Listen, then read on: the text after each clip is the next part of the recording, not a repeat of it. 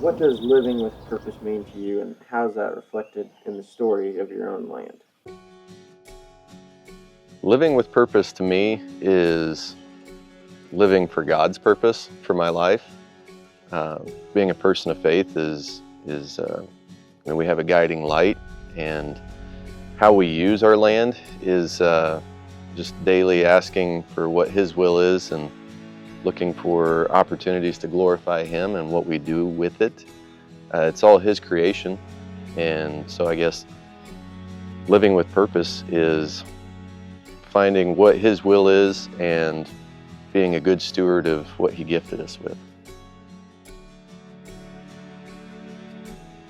Homesteading for us is about connecting to the land. You can live on a farm and just experience rural life in a different way, but homesteading for us is a little bit about self-sufficiency, and also about doing some things that are intentionally a little bit more difficult. Life doesn't have to be this hard just because you live in the sticks, but to have animals to care for and garden to tend to and an orchard that needs maintained, and picking berries and making jelly and just doing all of those things that are living, I guess, in a way that's more symbiotic with the property that you live on. It's a kind of a throwback to some of our heritage and just things that we think are important, and they kind of help shape you into who you are. They set your tone and your attitude throughout the day, and they're really good for kids. Being part of an active homestead, I think growing up as a kid, it instills a lot of work ethic and a lot of values in you. Being responsible, a caretaker for animals. It's not just you have to get up and make a bed in the morning, or you have to shower and brush your teeth. It's that you have to get out there and collect eggs or feed the horses or move hay for cows. And so I think doing those sorts of things teaches children, young adults, a lot of responsibility. So I think it does really shape you into being a great employee, being maybe having that entrepreneurial spirit, knowing that there's more to do in a day than just to play video games or play sports even. So it's a really good way to connect to the land, but also to just learn to be responsible. And I mean, that's probably the main thing as a parent you hope that you can do with your children. When we were first married, we moved to the country, but we didn't have this farm. We didn't have land, and it was a nice rural setting, and we could have raised children there. But I grew up on a farm, just kind of running feral and running everywhere with the BB gun and hiking and building a fort in the timber and just exploring and playing in a creek. And I wanted that kind of lifestyle for our children because it made me who I am. And so we bought a piece of property that was only a couple of miles away, and then we built on the farm so that we could raise our children here in the sticks on this piece of land. And I guess what's it like? I mean, from the moment they get up and walk out the door, they're tending to animals. They have to go out first thing in the morning and let out the chickens and collect eggs, and we hay the horses, and they'll watch deer walk around the edge of the yard. And it's all day long, anytime they walk outside, they're immersed in it. And I wouldn't trade that for anything in the world. Now, I've seen just over the last 10 years how it's shaped them as they grow into young men. They have a passion for it. I still am deeply connected to the piece of land where I harvested my first deer. It's my grandmother's farm, and it's just it's a memory that I'll carry with me probably till the day I die. Just as dear to me is the memory of both of my boys harvesting their first deer here on this farm, and I hope they carry that memory with them a long time too.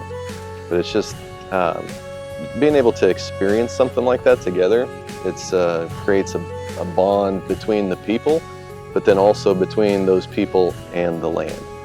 And it's really hard to explain if you haven't experienced it. It's amazing.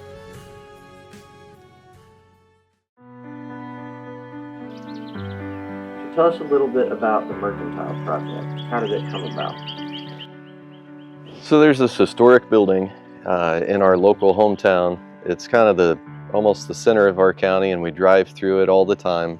We drive by this really cool old building, and Jackie keeps making comments about what a cool place it is. We both do, and she says, somebody needs to do something with that building.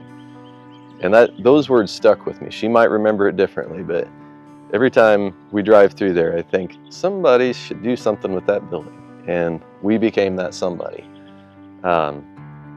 She had this vision, this idea about a sort of country store, and something that would sell locally sourced products and farm-raised goods, beef, maybe honey, chicken, eggs, produce from the garden, things like that.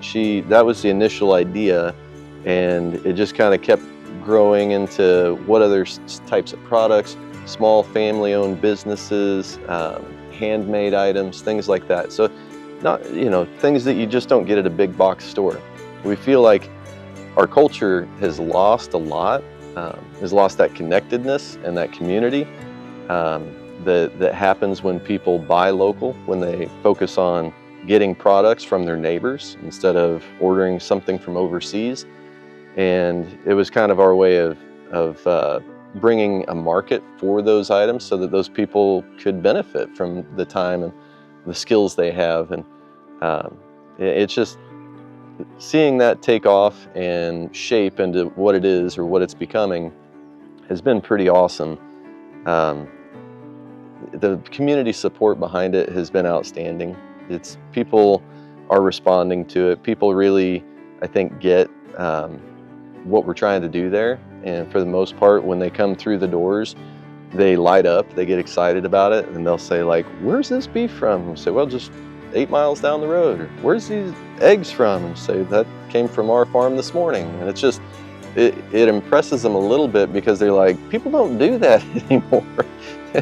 And they don't. I mean, not as much as they should. So it's pretty cool. It's a lot of fun, and it is a lot of work, but the community has kind of adopted it, and that's really what we were after. That's what we hoped for, is that people would find it to be as important to them as it is to us.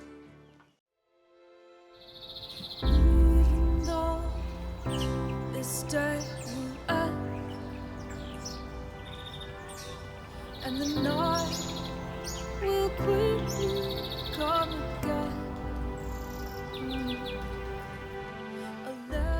What lessons about land and stewardship do you hope your kids will pass on someday?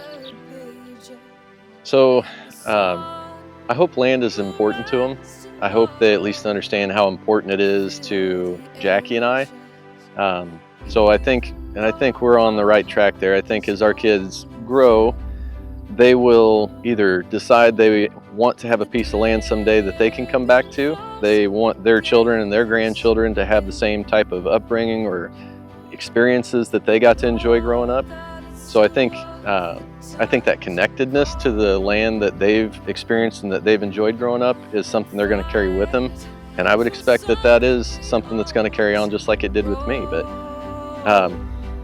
I think the biggest lesson that I would want them to carry with them, whether they're landowners someday or not, is Doug Duran has a quote that I often think of. It's not ours, it's just our turn. And so while you're a landowner, you're responsible for it. You're the caretaker. You are the steward. You're the person who's gonna leave it better than you found it for the next generation, because we are only of this earth for a while, and when you're gone, you're not taking this with you. So if it's your goal to set something up that becomes multi-generational and continues to grow, or maybe just buy one really nice parcel that is kind of the retreat long-term for family members and extended family members, grandchildren, great-grandchildren, everybody to come back to, if that's the goal, then you need to be the person that puts a plan in action and makes it happen. And I think that's the path we're on, and our kids enjoy it and appreciate it enough that I'm really hopeful that it's something that they're going to continue, or that they'll treasure and at least keep and maintain, so that their kids and their grandkids will have opportunities to enjoy creation. Every acre tells a story. Let LandGuys tell yours.